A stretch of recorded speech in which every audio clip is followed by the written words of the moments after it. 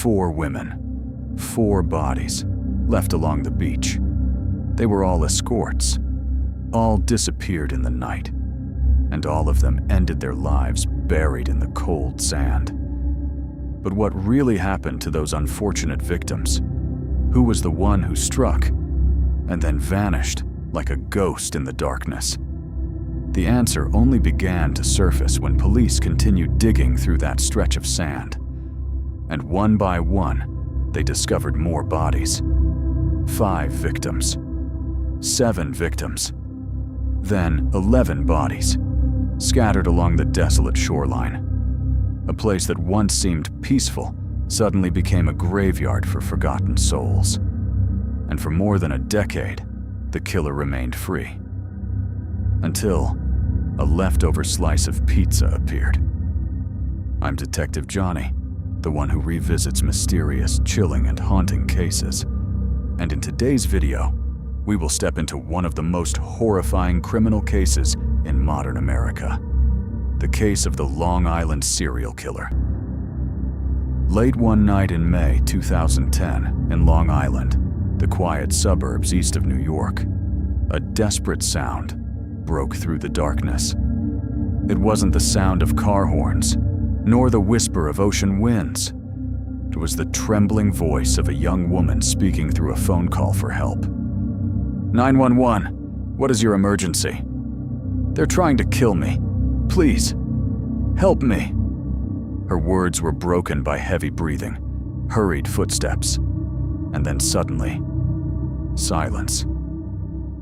Her name was Shannon Gilbert, a woman who called 911 in pure desperation, and then vanished into the night without a trace. At that moment, no one knew that the brief call would become the first piece of a terrifying puzzle, one that would open the door to one of the most disturbing and mysterious criminal cases in modern American history. The Long Island serial killer. The search for Shannon Gilbert went on for days, driven by fading hope. But instead of finding her, the police accidentally uncovered something far darker. Not 1, but 4 sets of human remains were discovered, lying disturbingly close to one another along a remote stretch of sand near Gilgo Beach. No graves, no identification. Just the bodies of women, carefully wrapped in burlap sacks, as if someone had deliberately arranged them, hidden them away, and left time to bury the truth. But the most chilling part came when investigators reopened old missing person cases. All 4 victims had disappeared years earlier, quietly, without attention, without alarm, as if they had never existed at all. And a haunting question began to echo in the minds of investigators. Could this be the hunting ground of a serial killer? December 11th, 2010. While searching for another missing woman along the coastal highway of Ocean Parkway, police unexpectedly discovered a strange burlap sack on the roadside. Inside was the decomposed body of Melissa Barthelemy, a woman who had once been assumed to have simply run away, someone the system itself had quietly pushed down the priority list. This was the first discovery, a silent warning of a crime that had yet to be fully understood. 2 days later, December 13th, 2010. As police expanded the search nearby, they made a horrifying discovery. 3 more bodies, lying only a few meters apart within the low brush along the edge of the sand near Gilgo Beach. Megan Waterman, Amber Lynn Costello, and Maureen Brainerd Barnes. All 3 had been wrapped in the same type of industrial burlap, placed deliberately. Their bodies positioned in nearly identical ways. No blood, no signs of struggle, only ligature marks around the neck, cold, precise, and controlled. The 4 women, now known as the Gilgo 4, had all disappeared in silence. But in death, they spoke together. The similarities were chilling. Their work, the way they vanished, the method of killing. Piece by piece, the puzzle began to fall into place.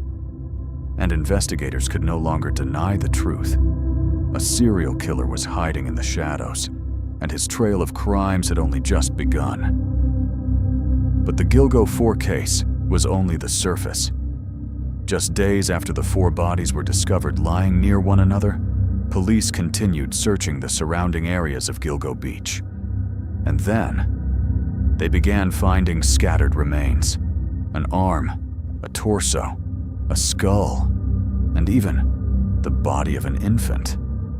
These remains were not placed close together. They were not wrapped in burlap like the others. They did not follow the same pattern. They had been dismembered, cut apart, and scattered miles from one another, across Gilgo Beach, Jones Beach, and even deep within the woods of Manorville. There was no longer any doubt. This was not a single case.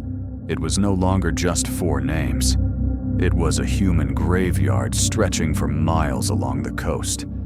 And while investigators were still struggling to piece together the identities of these scattered remains, an unexpected phone call changed everything. The call came from the phone of victim Melissa Barthélemy.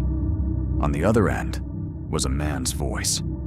Low, cold, threatening. He called Melissa's younger sister more than once and said words that chilled investigators to the bone. "She's lying in the ground. You'll never find her." The killer was no longer just a shadow. He was speaking, taunting, and it seemed he was enjoying his deadly game. The media quickly gave him a name: the Long Island Serial Killer. He did not choose his victims at random.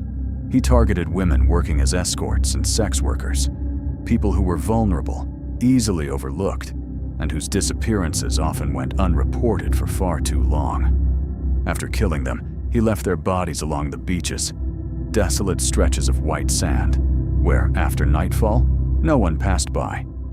No cameras, no witnesses, no DNA left behind. Only bodies, carefully wrapped, as if prepared by someone cold, precise, and almost invisible. Yet behind these deaths lay another truth, one just as chilling. Most of the victims were women working in prostitution, women living on the margins of society.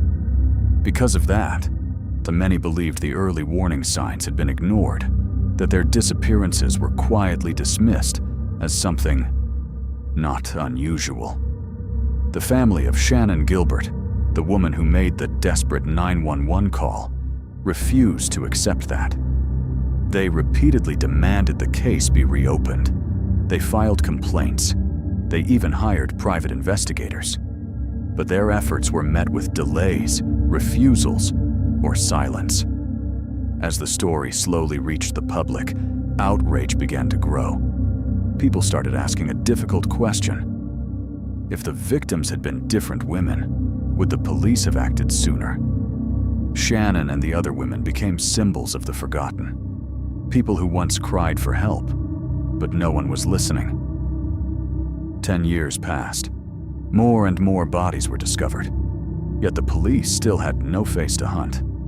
The case files slowly gathered dust, slipping into what investigators call cold cases. Crimes with no leads, no clear path forward. And the killer, he was still out there, silent, watching, and perhaps waiting for the next night. Below is the list of victims that investigators were able to piece together. The first group, the 4 primary victims. Victim number 1, Melissa Barthélemy, 24 years old. A petite young woman from Buffalo, New York, with wavy brown hair and bright yet quiet eyes. She carried with her a simple dream of independence, leaving her hometown in hopes of building a life in a restless city like New York. Melissa grew up in a middle-class family, living with her mother and younger sister. She once studied hairstyling and dreamed of one day opening a small salon of her own, a place where she could welcome customers and build something by her own hands. She loved cats, enjoyed quiet moments, and often wrote in her journal, filling its pages with thoughts she rarely shared with anyone. But dreams and reality rarely meet easily. Melissa eventually moved to the Bronx, starting a life far away from home. Between the soaring cost of living and the daily struggle to survive in the city, she found herself constantly fighting just to keep up with rent and basic expenses. Then one day, she made a decision. Melissa began working as an escort through Craigslist, using a fake name and a separate phone number. No one knew. It would become the final decision of her life. Friday night, July 10th, 2009. A summer rainstorm had just passed over the Bronx.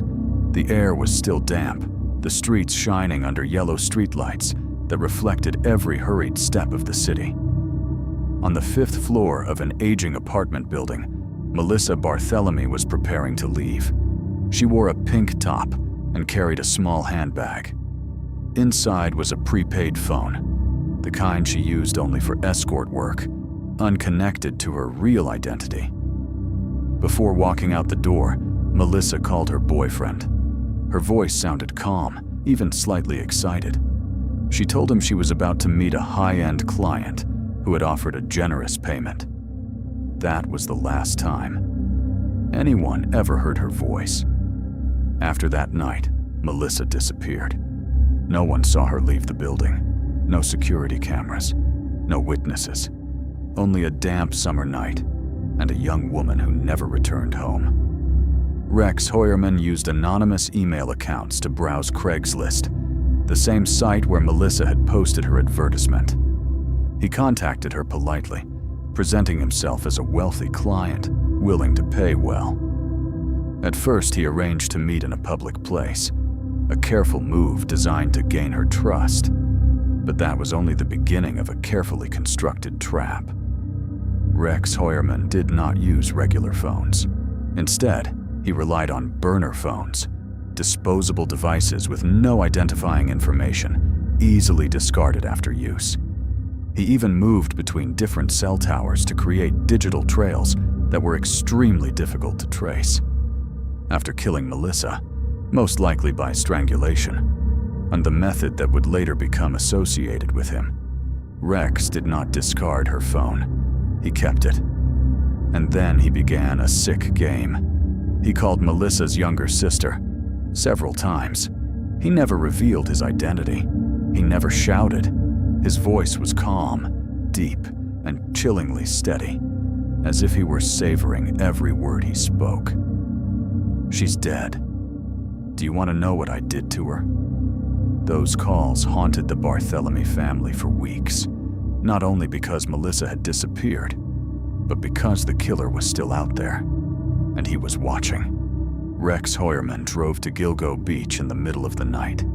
Along the empty coastal road, the wind howled and the waves rolled steadily onto the shore. No one heard a scream. No one saw the car slowly pull over in the darkness. In the trunk was a heavy burlap sack. Inside lay the body of Melissa Barthelemy, carefully wrapped, almost ritualistically, as if this were something he had done many times before. He buried her near Gilgo Beach, hiding her beneath the cold sand. No panic, no rush, just another night in his cycle of hunting. Victim number 2, Megan Waterman, 22 years old. She came from Scarborough, a quiet coastal town in Maine, a place where she once dreamed of a different future, a future without darkness. Megan had a 3-year-old daughter, and she loved that child with all her life. But Megan's life had never been easy. She grew up in a troubled family, full of emotional wounds and silent struggles that few people truly understood. Even so, Megan was known as a quiet, deeply sensitive young woman. For a period of time, she fell into drug addiction, like many young people who become trapped in the consequences of difficult choices. But when she became a mother, everything changed. She fought to get sober. She wanted to rebuild her life for her daughter. To earn money and support her child, Megan began working as an escort, a job that often left her feeling conflicted and ashamed. But in her eyes, it was the only way. Friends described her as someone who was vulnerable, yet strong, like someone always searching for a way out of the darkness. She wasn't someone who gave up, but somewhere in that darkness, someone was waiting. June 6th, 2010. Megan Waterman walked out of the Holiday Inn Hotel in Hauppauge, Long Island, on what seemed like an ordinary evening. She carried her phone, her wallet, and a simple belief that the next morning she would return and call her little daughter, just like she always did. Megan and her boyfriend had traveled from Maine to Long Island for work. It was a meeting with a high-end client, arranged through Craigslist. At the time, my Craigslist was one of the most common places for escort advertisements, with almost no oversight, no required identification, and no real names. All it took was a phone number, a promise, and a meeting place. That evening, Megan told her boyfriend she was stepping out to meet the client. No one knew who she was meeting, and no one saw her return. That night, Megan vanished. Her hotel room remained untouched. Her phone stopped responding, and her little daughter waited for her mother's call the next morning. But that call never came. Rex Heuermann did not scream. He did not pull a gun. He did not behave in ways that drew attention. He was the kind of man who approached quietly, with a calm, measured voice, and violence hidden behind every word. A killer who used conversation, telephones, and deadly patience. With Megan Waterman, investigators believe he had already planned the contact in advance, using a false name and a burner phone that could not be traced. Every step was calculated, no footprints left behind. He targeted young women who often worked alone, far from home, without anyone nearby to protect them. Women who, if they disappeared, might take a very long time for someone to start looking. No one knows what truly happened after Megan left the hotel that night. But based on the repeating pattern, investigators believe he may have taken her into a truck or to a secluded room without cameras, and then he killed her by strangulation, the same method believed to have been used on several of his other victims, not out of anger, not out of loss of control, and he killed to satisfy something darker. A strange hunger for absolute power, where he alone decided the moment, and the victim had no escape. 1 week after Megan disappeared, her boyfriend finally reported her missing. Her family began calling everywhere: hospitals, detention centers, rehabilitation facilities. But no one knew where she was.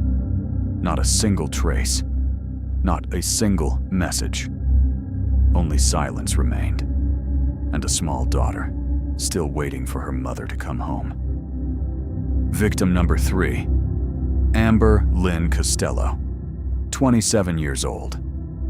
She was born in North Carolina into a religious family where mornings began with prayer and dinner tables were filled with laughter.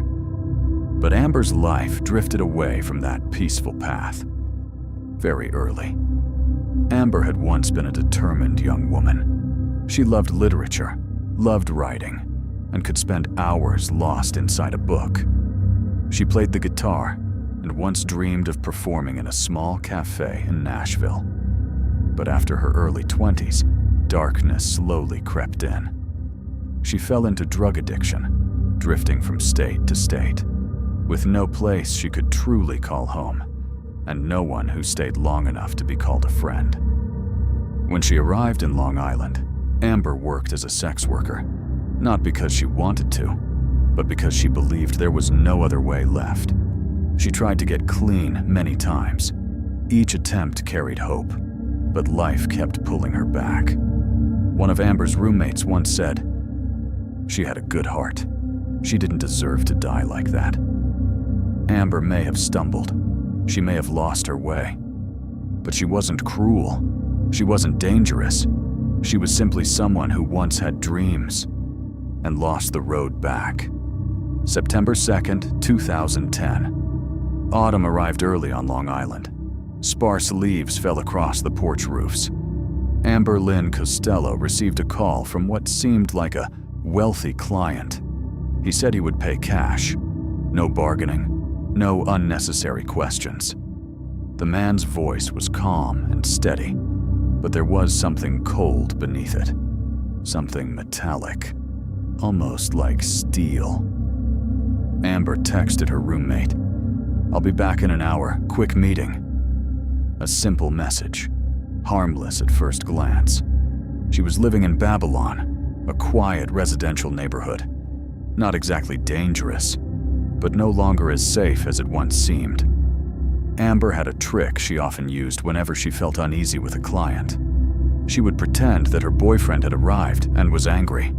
Her roommate would knock loudly on the door, create a scene, and help her escape the situation. This time, no one called back.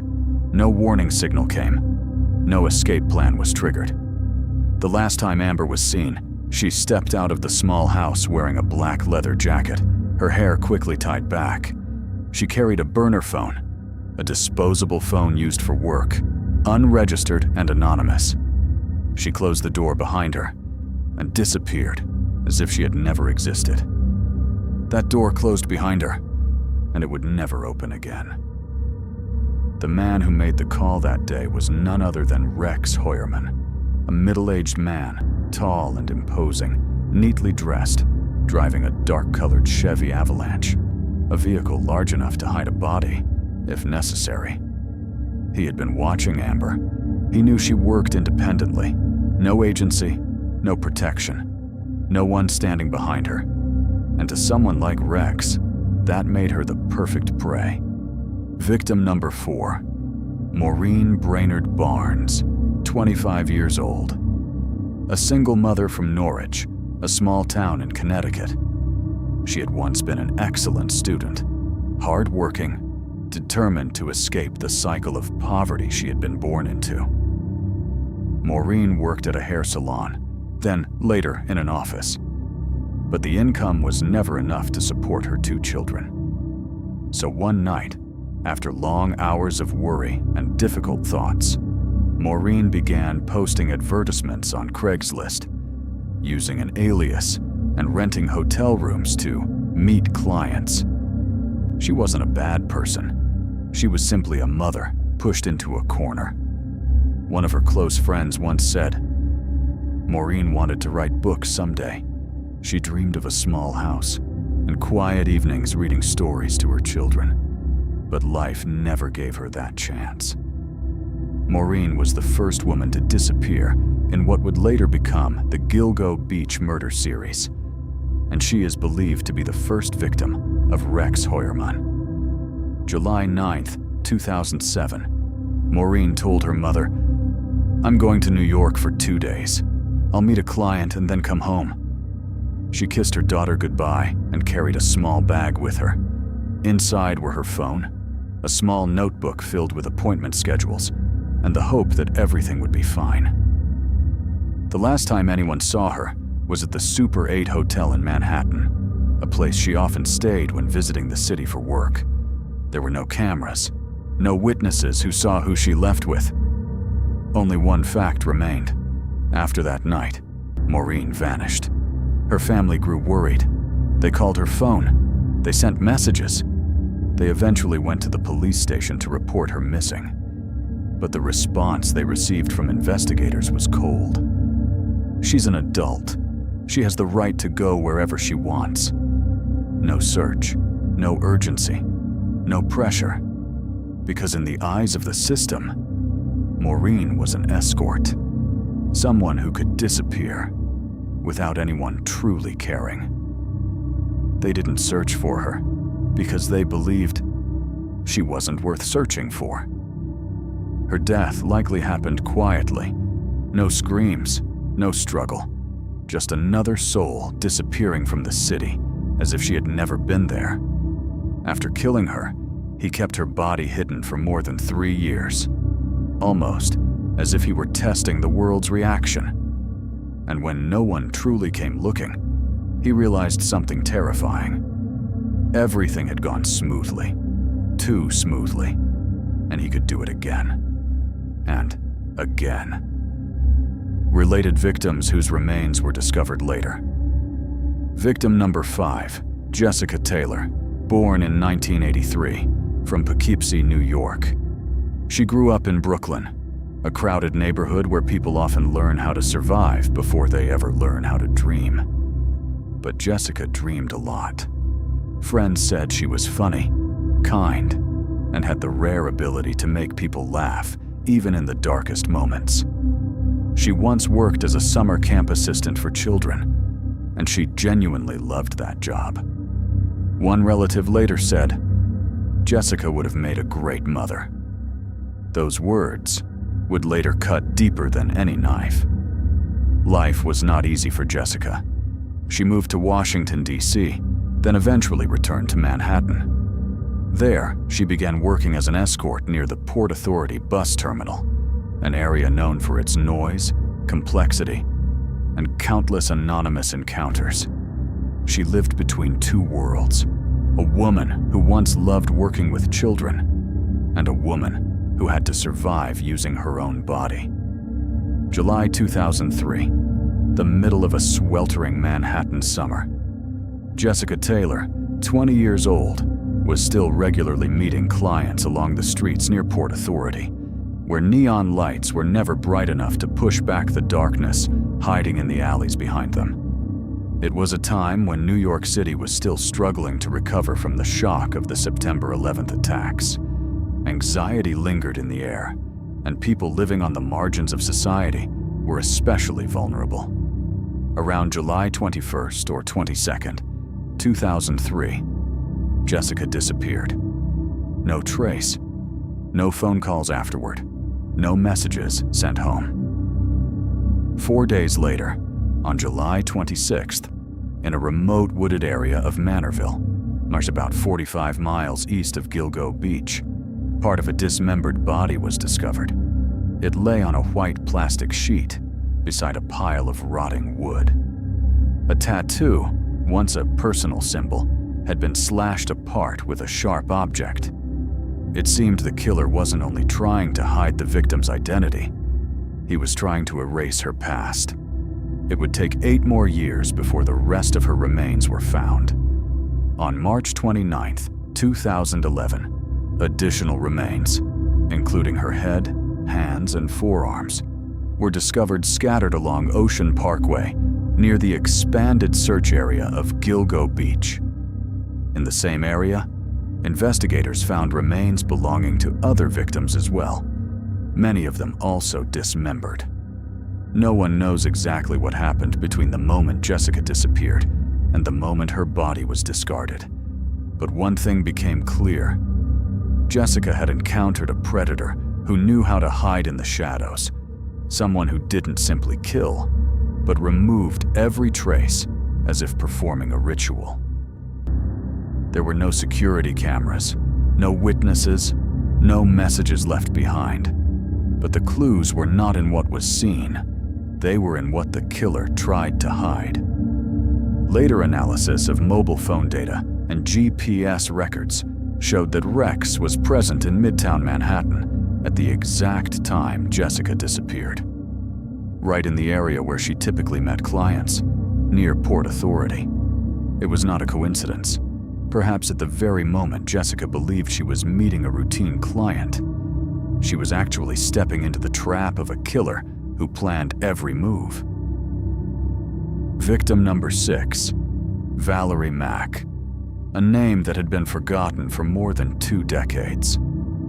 She was born in Brooklyn, growing up among crowded avenues filled with traffic and noise. She disappeared in the year 2000 while living somewhere between Queens and Long Island, a place where the dense city slowly fades into coastal forests and marshlands. For a long time, almost no one truly knew who she was. There was no official missing person report, no family member actively searching.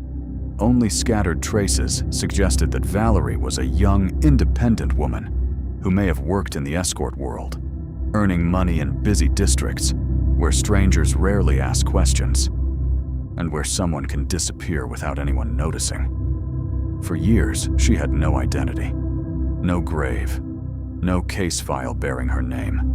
Not until 2024, when DNA evidence from remains discovered years apart finally connected her name to the crimes of Rex Heuermann. Valerie Mack disappeared during the summer of 2000, when she was just 24 years old.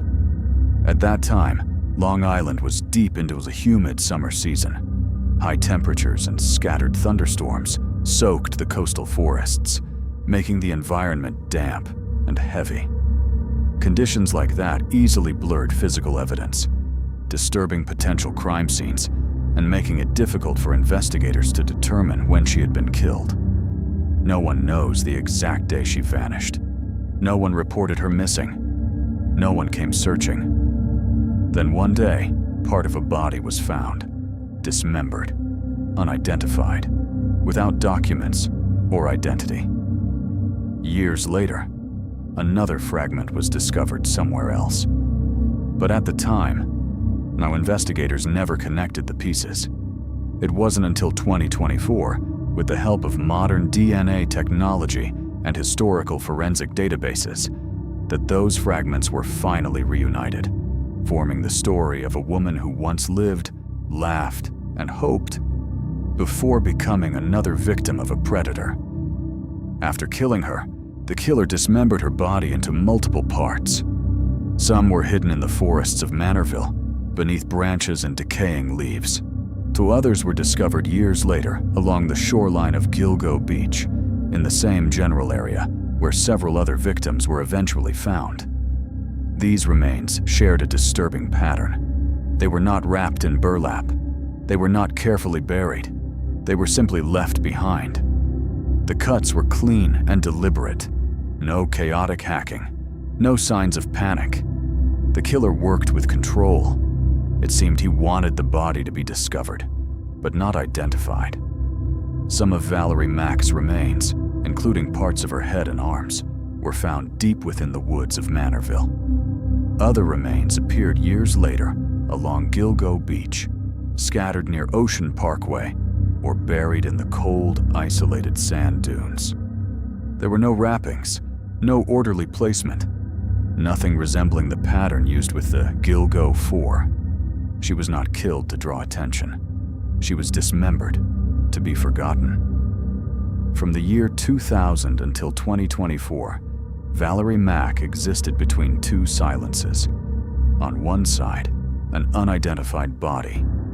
On the other, a family that never received confirmation of her fate. Early victims, possibly from the killer's initial period. Victim number 7, Karen Vergata, 34 years old, lived in the bustling Hell's Kitchen neighborhood of Manhattan, New York, a place where neon lights and late-night subway trains never truly stop. She was believed to have been working as an escort at the time of her disappearance, part of a hidden world behind closed doors, where meetings happen quietly and identities remain unknown. February 14th, 1996, Valentine's Day. Karen called her father to wish him a happy birthday. Her voice sounded normal over the phone. Calm. Ordinary. There was no hint of worry, no sign that anything was wrong. But that would be the last time her family ever heard from her. No missing person report was filed. No official search began. From that night forward, she seemed to vanish from the city without leaving a single trace. On that same day, February 14th, 1996, during the bitter cold of a Long Island winter, Karen made that brief phone call to her father.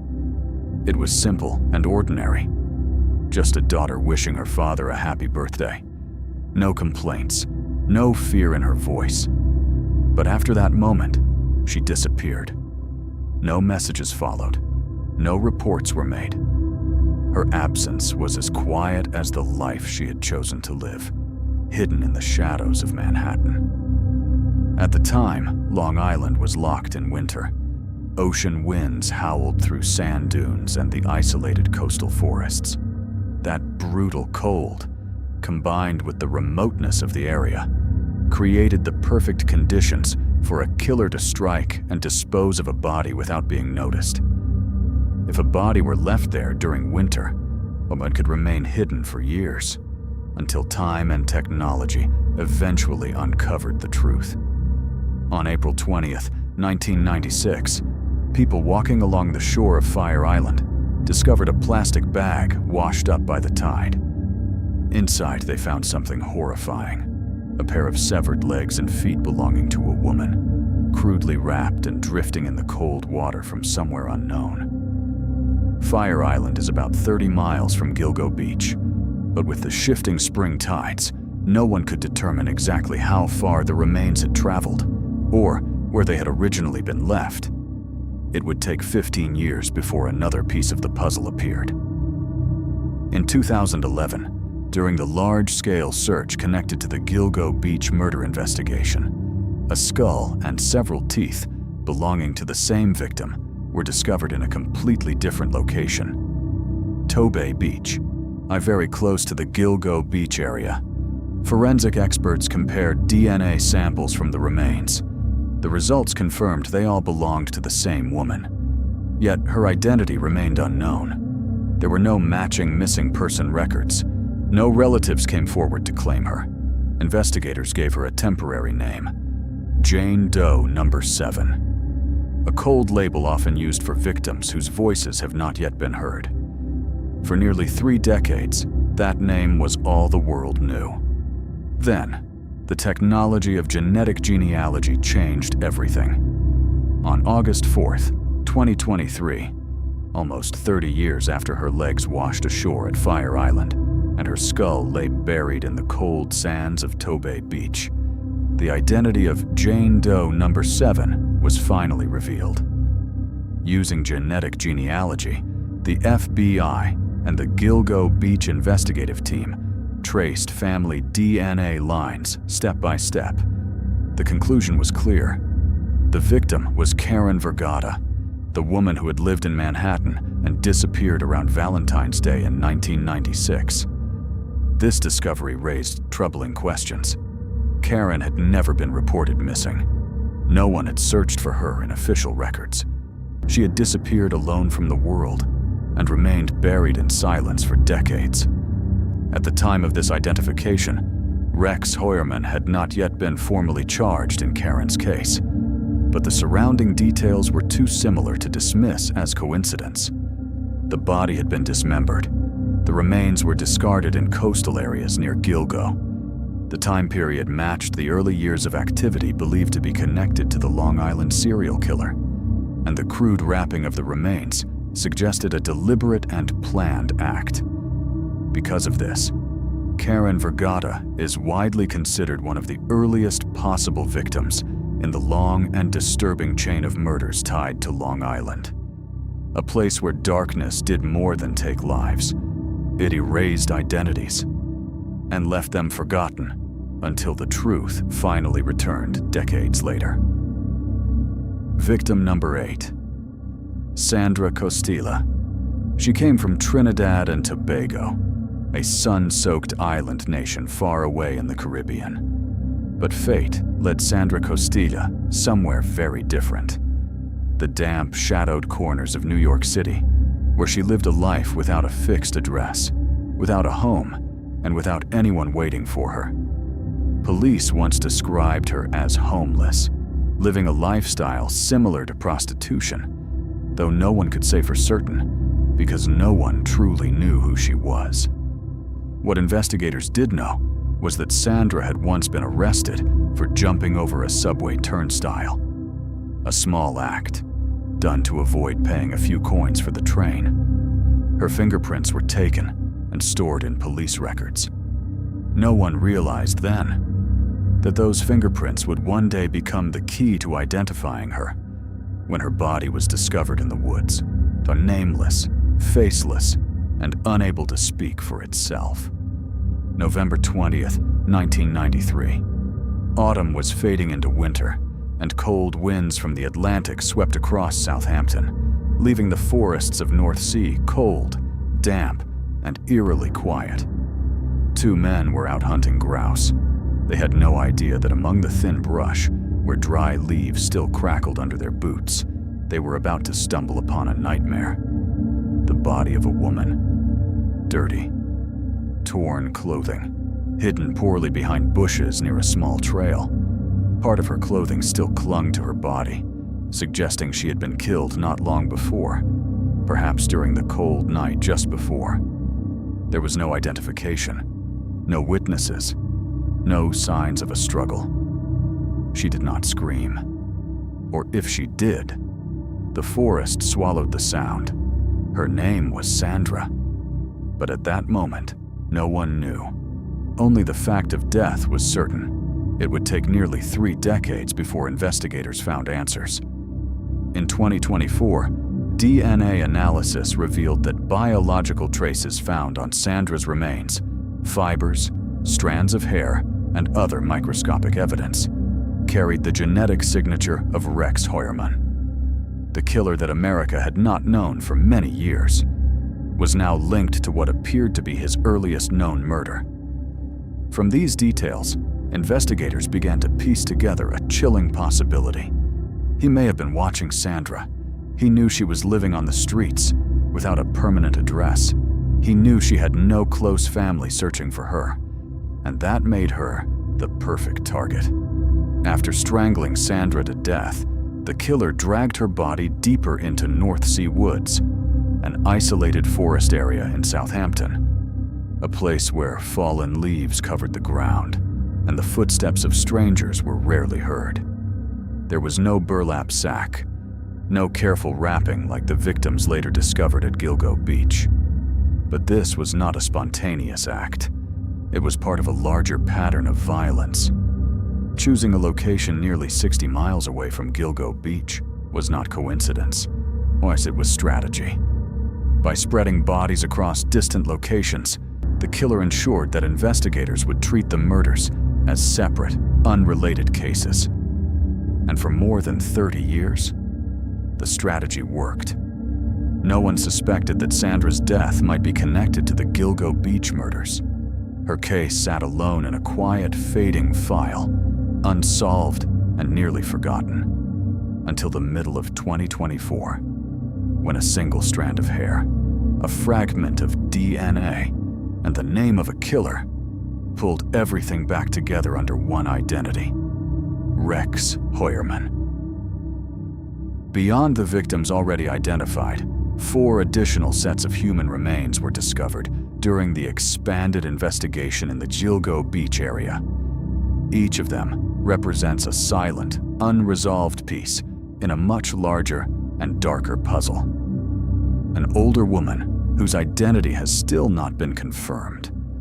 Based on age estimates, body characteristics, and the remaining forensic evidence, investigators believe she was significantly older than most of the known victims in the series. Her remains were found in an advanced state of decomposition, making it extremely difficult to determine both her identity and the exact cause of death. Asian male, the name given to a young Asian victim estimated to be between 17 and 23 years old. The body was discovered in an incomplete state, with no identification documents. Based on bone structure and hair samples, forensic specialists believe the victim may have been from East Asia or Southeast Asia. What made the case even more unusual was that the victim was biologically male, but found wearing women's clothing, raising questions about the killer's motives and the circumstances surrounding the death. No missing person report has ever matched this individual. No one reported them missing. No one came looking. Peaches, the nickname given to an unidentified black woman with a peach-shaped tattoo on her chest. Her dismembered remains were first discovered in 1997, hidden inside a plastic container. At the time, there was no clear record of her name, age, or background. She did not appear in any missing person reports that matched her description. Despite numerous attempts to identify her, every lead reached a dead end. Parts of her body were found near the locations where other victims had been discovered, Yet investigators were unable to connect her definitively to a specific identity or suspect. A young child, approximately 2 years old, later determined to be the daughter of Peaches. In later developments, investigators were able to identify Peaches as Tanya Jackson. The child's remains were found not far from where portions of her mother's body had been discovered, a heartbreaking detail that made the case even more tragic. However, to this day, neither Tanya Jackson nor her child has been directly linked to Rex Heuermann. There is no confirmed evidence showing how the killer may have contacted them. No phone records, no communication trail, and no digital data tying them to the primary suspect. All 4 of these cases remain major unanswered questions in the Gilgo Beach investigation. There is no DNA match in missing person databases from that time. No witness statements, no final conversations, no signals for help. Only bodies left behind, quietly, anonymously, among the white sands and cold waters of Long Island. Although investigators cannot say with certainty who the killer was in these cases, the location of the discoveries, the time period, and the methods used to dispose of the remains make it impossible to completely rule out Rex Heuermann, or perhaps another accomplice.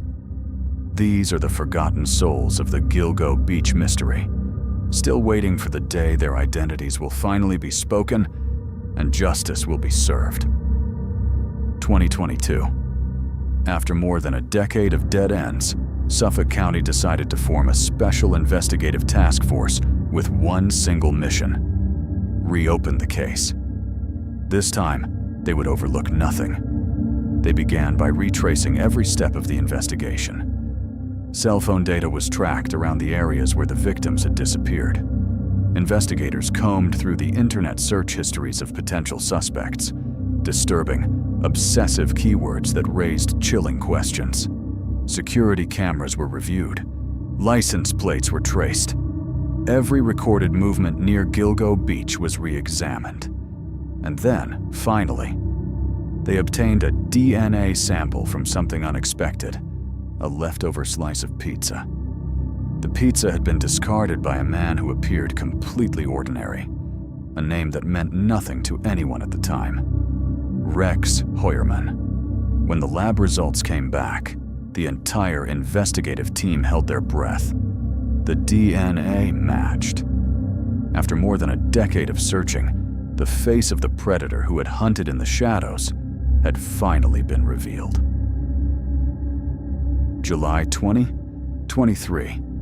It was a morning like any other in the quiet neighborhood of Massapequa Park, where neatly trimmed lawns stretch in front of rows of tidy homes. Then suddenly, police cars flooded the street. A search warrant was issued. Officers stormed a white 2-story house. Inside, they arrested a man: Rex Heuermann, 59 years old, an architect, a husband, a father of 2, a man with a steady job in Manhattan, and no prior criminal record. On the surface, he looked no different from millions of ordinary Americans. But the basement of that house told a very different story. Police discovered more than 200 firearms, carefully stored and registered under multiple identities. Thousands of disturbing pornographic images, many involving themes of torture, domination, and control. Detailed maps of the areas surrounding Gilgo Beach, the very places where victims had once been found. And most chilling of all, locks of hair believed to belong to the victims, carefully preserved in plastic bags. Rex Heuermann did not resist. He simply stood there, silently, watching them, without saying a single word. Rex Heuermann, a man with a polite appearance, a quiet voice, and a stable career, turned out to be nothing more than the perfect mask of a monster. He searched for victims online, often targeting women working in prostitution under the guise of a client. He would arrange to meet them at a motel or inside a pickup truck, parked quietly on the outskirts of town. And then he would kill them, coldly. Afterward, he wrapped the bodies in burlap sacks and silently disposed of them along Gilgo Beach, where the white sand and ocean winds buried his secrets for years. But perhaps the most disturbing part was the way he lived two completely separate lives, as if nothing had ever happened. When his wife and children were away on vacation, he killed. When they returned, he cooked dinner, laughed, went to work, and lived like a devoted father. No one suspected anything. No one saw anything unusual. He was a beast, wearing the skin of a man, and only when night fell did his true nature emerge. But the story is not truly over. After being arrested in July 2023, Rex Heuermann was charged with multiple counts of murder connected to the Long Island serial killer. Prosecutors believe he may be responsible for several deaths spanning decades along the coast of Long Island. However, as of now, the final trial has not yet taken place. Heuermann has pleaded not guilty, and his legal team continues to challenge the evidence presented by prosecutors, from cell phone data and internet search history to the DNA samples collected during the investigation. In the meantime, Rex Heuermann remains held in a Suffolk County jail, awaiting trial. The man who once lived an ordinary life in a quiet suburban neighborhood now stands at the center of one of the most disturbing criminal cases in modern American history. For the families of the victims, justice has not yet been fully served, because until the final verdict is delivered, the story of the killer of Long Island cannot truly be considered finished. I'm Detective Johnny, the one who revisits mysterious, chilling, and deeply disturbing cases. I've spent days going through the entire case file again. There are too many strange details buried in these pages. Small things, like uneven cut marks, disappearance dates that match in unsettling ways, and the way the bodies were scattered, as if someone was deliberately forcing the police to piece together a puzzle. Karen Vergata disappeared on Valentine's Day, yet no one reported her missing. A daughter called her father to wish him a happy birthday, and then she was never seen again. Her body was cut apart and later discovered in two different locations, nearly 30 miles apart. Who could have the coldness to do something like that without leaving a trace? Then there are the unnamed victims, Asian Doe, the black woman, the 2-year-old child found near her mother. No final words. No one searching for them, as if they had never existed at all. But they did exist, and their deaths still weigh heavily on every grain of sand along Gilgo Beach. I don't believe this was the work of Rex Heuermann alone. There are too many layers to the story, too many unexplained gaps in time. It could be the work of multiple killers, or perhaps something larger, a system hidden within the shadows. All I know is this: every page of the case file I turn feels like an unfinished sigh. And in the darkness of Long Island, I can still hear the voices of the lost, calling out for their names to be remembered and for justice to finally be done. Everything you've just heard is what I managed to piece together after going through hundreds of pages of case files. But the truth is, this story is far from over. If you have any information, no matter how small it may seem, please contact the Suffolk County Police Department or the FBI. Because sometimes, a single piece of information can be the final piece that ends a nightmare like this. If you found this video meaningful, don't forget to like, subscribe to the channel, and share it so more people can learn about the case. What do you think about this investigation? Leave your thoughts in the comments below. I always read your feedback.